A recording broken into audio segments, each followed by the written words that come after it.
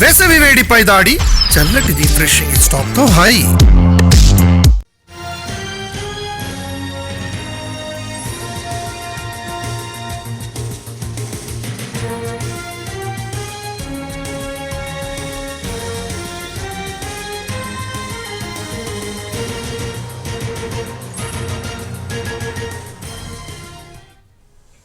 నంద్యాల జిల్లా శ్రీశైలం దేవస్థానం chief security officer అయ్యన్నపై సస్పెన్షన్ వేటు పడింది. 10 రోజుల క్రితం అన్య మతస్థులను అడ్డుకోవడంలో విఫలం కావడంతో విధుల్లో నిర్లక్ష్యంగా ఉన్నారని సస్పెండ్ చేస్తూ ఈవో శ్రీనివాసరావు ఉత్తర్వులు జారీ చేశారు. 10 రోజుల క్రితం కొందరు అన్య మతస్థులు ఆలయ సందర్శనకు వచ్చారు. వారి దగ్గర అన్యమత పుస్తకాలు ఉండటంతో క్యూలైన్ వద్ద సెక్యూరిటీ సిబ్బంది వెనక్కు పంపారు. విధుల్లో నిర్లక్ష్యం వహించారని సస్పెండ్ చేస్తూ ఈవో ఉత్తర్వులు జారీ చేశారు.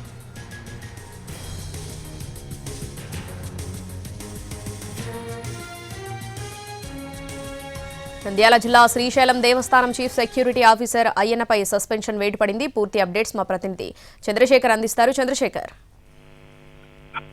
Good morning Sravani. Srisailam chief security officer అయ్యన్నను సస్పెండ్ చేస్తూ ఈవో శ్రీనివాసరావు ఉత్తర్వులు జారీ చేశారు. ఇందుకు ప్రధానంగా చీఫ్ సెక్యూరిటీ ఆఫీసర్ విధుల్లో నిర్లక్ష్యం వహించాలనే ఆరోపణల నేపథ్యంలో ఆయన పైన సస్పెన్షన్ వేటు పడింది. వారం రోజుల క్రితం స్థానికేతరులు కొందరు అన్యమతస్థులు శ్రీశైలం జలాశయం చూడడానికి వచ్చారు. అలాగే వారు శ్రీశైలం జలాశయం చూసిన తర్వాత శ్రీశైలం ఆలయంలో దర్శనానికి వచ్చారు.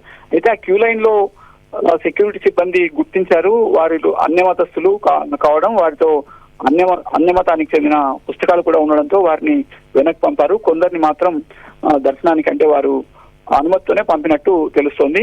ఈ విషయం ఆలస్యంగా వెలుగులోకి వచ్చింది. ఈ పరిణామాల నేపథ్యంలో ఈవో విచారణ జరిపించారు.